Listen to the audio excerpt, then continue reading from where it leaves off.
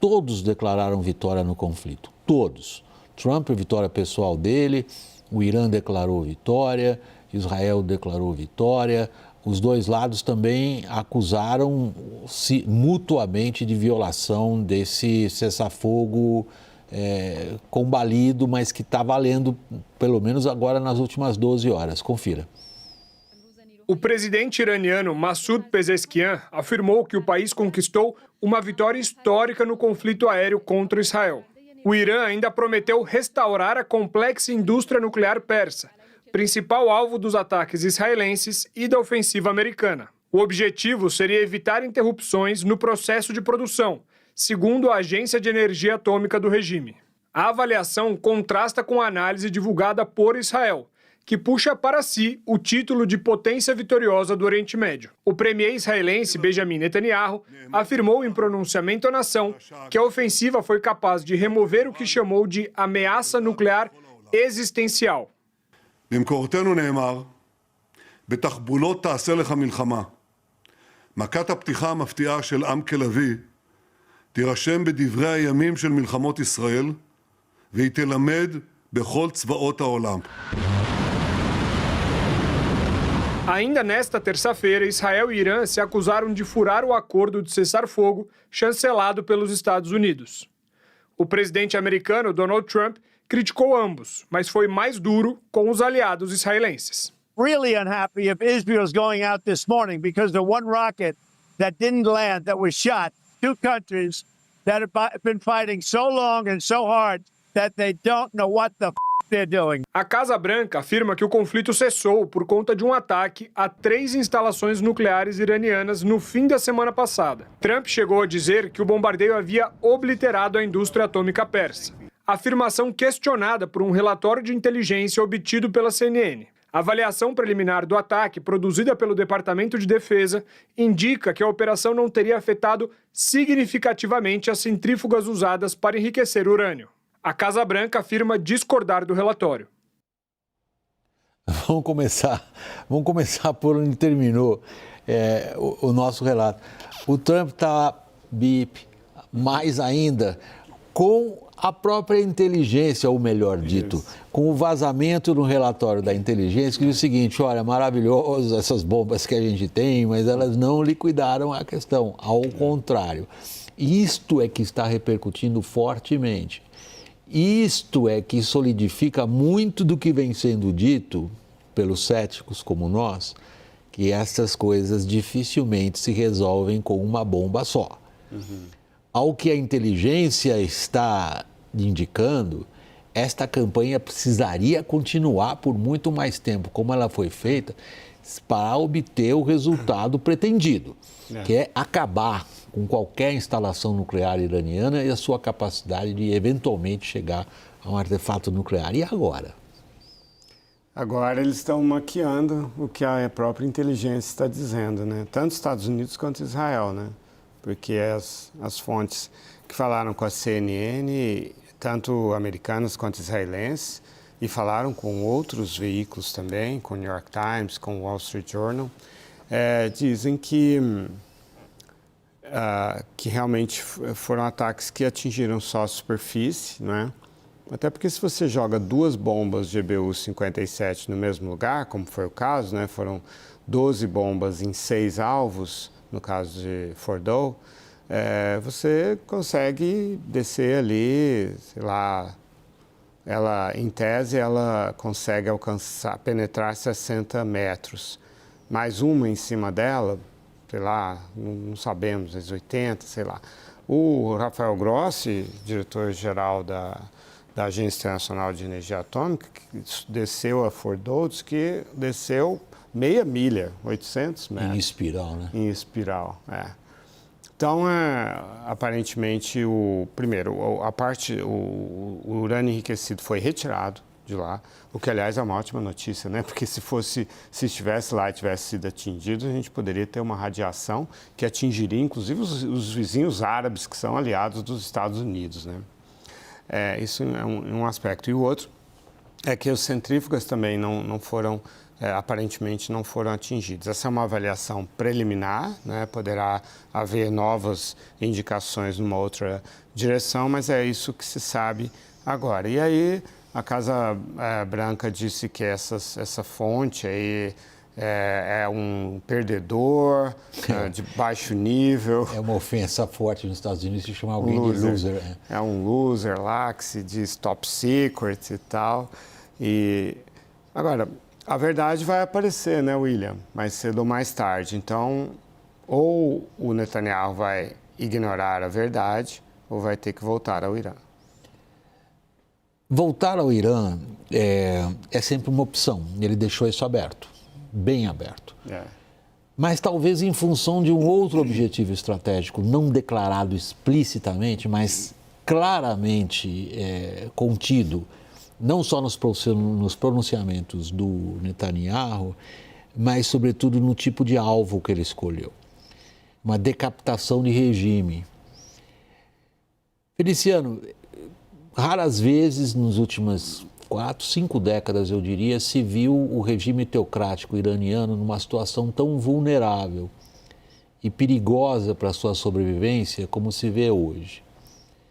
Há indicações de que, eventualmente, Estados Unidos, que foi dúbio em relação à mudança de regime lá. O Trump hoje voltou a dizer que não quer. Mas anteontem ele dizia que sim, que achava que seria necessária uma mudança de regime inteira. Há indicações de uma eventual queda do regime do Irã? Eu acho improvável. Eu acho que, pela história aí de conflitos no Oriente Médio, a gente não tem registro de que a força aérea de um país consegue derrubar o regime de outro país, né? Você precisa de muito mais do que isso. A não ser que, dentro daquele regime, no caso do Irã, você já tivesse facções em disputa, né? E que precisavam de um ataque estrangeiro para desequilibrar o jogo dentro do Irã, que já está em disputa, para que você tenha uma mudança de governo. Eu acho que o máximo que poderia acontecer é a mudança de governo, você mudar o Ali Khamenei, você tem outra liderança, não a mudança de regime, né? Seria o mesmo regime teocrático com algumas aberturas e algumas diferenças.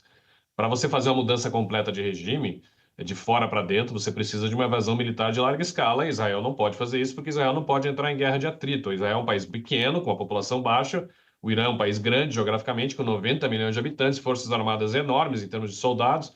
Para você fazer uma invasão militar tradicional, Israel não é longe também, né? Você tem 1.300 quilômetros de distância, então isso é improvável. O que Israel poderia fazer é puxar os americanos para uma situação em que os americanos se colocassem na parede e tivessem que fazer essa invasão. Mas aí o Irã tem que errar muito, né? O Irã, você vê que a retaliação do Irã aos ataques americanos foi contida e eles avisam os americanos de que o ataque será feito, que os americanos rapidamente, junto com o Catar, podem se defender, né? É mais para consumo interno do Irã. Então, o objetivo do Irã aqui, aí volta a questão de todo mundo declarar que venceu, né, a guerra, é que, a depender do que você entende por vencer. Então, o objetivo geral do Irã num conflito de 12 dias é resistir. Como você mesmo falou, eles são muito fracos, né? A Síria mudou, o Hezbollah está fraco, o Hamas está fraco, os Houthis estão sob ataques. Então, assim, eles recuaram no poder no Oriente Médio, retêm poder ainda e hoje precisam resistir. Então, você resistir a um ataque israelense e um ataque americano é facilmente utilizado no processo de desescalada, que é o que a gente está vendo agora, como algo para você manter essa reputação interna forte, tentar manter o regime coeso. E Israel, por sua vez, aí depende do objetivo de Israel. Se o objetivo de Israel, desde o início, era simplesmente atrasar o programa nuclear iraniano, isso parece ter sido atingido, quer dizer, mesmo que não tenha sido tudo destruído pelos americanos, atrasou o processo de enriquecimento do urânio. Você vê que a declaração do governo iraniano é de reconstrução de várias centrífugas e vários equipamentos, né? Então isso pode ter atrasado. Aí você pode ter um atraso só de alguns meses, ou você pode ter um atraso de alguns anos. Esse é um objetivo. Então talvez Israel fale isso, então nós vencemos. Agora, se o objetivo era derrubar o regime, até o momento, não atingiram. E se o objetivo era a destruição do todo o processo de enriquecimento de urânio do Irã, eles também não atingiram, né? E esse relatório que a gente tem falado é um indicativo disso. Os iranianos sabem as armas que os americanos têm. Os iranianos organizam, reconstroem as suas centrífugas de acordo com as armas dos seus adversários, né? Então, A descida do secretário-geral da Agência Nacional de Energia Atômica, o Rafael, da Argentina, quantas milhas, não sei quantos metros abaixo do território, já está calculado em torno das armas que os adversários têm. Aí os adversários têm que criar novas armas que vão atingir até lá. E Irã vai refazer esse ataque, vai refazer a organização das suas bases. O Irã distribuiu as suas bases em todo o seu território. São vários pontos de ataque. É muito diferente do que foi o Iraque nos anos 80, que você tinha um ponto central de ataque que Israel conseguiu acabar com o programa iraquiano. Agora é muito mais difícil. Se a gente olhar a situação do Irã, Lorival, em função da perspectiva israelense, se a gente se coloca dentro da perspectiva israelense do que foi feito e do que acontece agora, parece, do ponto de vista israelense, talvez eu diria, tão importante quanto dizer que conseguiu ou não conseguiu atrasar em tantos meses, ou em poucos ou em muitos meses, um programa nuclear que, no fundo, ninguém parece muito bem saber em que estágio estava, foi a destruição da capacidade de mísseis do Irã. E essa, do ponto de vista imediato, é um perigo enorme, não só para Israel, mas é um perigo enorme, muito mais ainda, para as monarquias do Golfo e outros países ali ao redor. Sim. Se os israelenses conseguiram o que eles disseram que foram capazes de fazer, que é destruir a capacidade de retaliação em grande escala do Irã do ponto de vista dos mísseis, eles têm ali um fato militar relevante. Do ponto de vista político, a gente viu imediatamente como Netanyahu vira para Gaza. Qual seria a perspectiva israelense agora? As costas estão garantidas, nós vamos nos dedicar agora ao projeto aqui, político, que é ocupar Gaza, e qualquer que seja o não declarado intuito de ocupar a Cisjordânia? As duas coisas estão muito interligadas, né? Assim, em primeiro lugar, eu acho que houve uma degradação forte do arsenal de mísseis balísticos, mas não a destruição total. Tanto que hoje o Irã disparou um míssil, matou 4 pessoas, atingiu um prédio, atingiu o bunker desse prédio e matou essas pessoas. E o próprio Israel havia dito que tinha destruído 60% dos lançadores. Foi o último número que eu vi, pelo menos, né? E além dos mísseis balísticos, tem os mísseis de cruzeiro, né? E os drones. Mas concordo com você que não afeta tanto Israel, por causa da robusta defesa antiaérea que Israel tem, afeta mais os vizinhos. Agora, o Irã mantém a capacidade de fabricação desses mísseis, né? Então, acho que aí continua essa capacidade. E eu digo que as coisas estão interligadas porque, na medida em que o Netanyahu seja capaz de defender que ele ganhou essa guerra e que foi uma grande conquista, neutralizar o Irã, ele pode recuperar popularidade. Fazendo isso, ele pode convocar eleições, se ele achar que pode ganhar. E pode se livrar do Itamar Ben-Gvir, ministro da Segurança Nacional, e Bezalel Smotrich, ministro das Finanças, cujos partidos somam, junto com o Gideon Saar, ministro das Relações Exteriores, somam 17 cadeiras na Knesset hoje, né? Então, um parlamento de 120 é bastante. E numa maioria de 6. Então, assim, e esses personagens que eu acabei de citar é que têm pressionado o Netanyahu a não negociar com o Hamas, né? Eles ameaçam destituir o governo, retirar-se da coalizão. E aí, isso gera enorme impopularidade para o Netanyahu, porque ele não consegue libertar os reféns, porque não tem como libertar militarmente todos esses reféns. Então, se ele conseguir sair dessa armadilha desses extremistas, não que o Netanyahu seja uma pomba, não é isso que eu estou dizendo, mas ele gostaria, sim, como já negociou com o Hamas antes, e foi assim que ele conseguiu libertar uma boa parte dos reféns. Mas estão lá esses outros reféns, e ele está numa guerra infinita lá na faixa de Gaza, que está tendo um enorme custo de reputação para Israel. E uma parte da sociedade israelense não concorda com isso.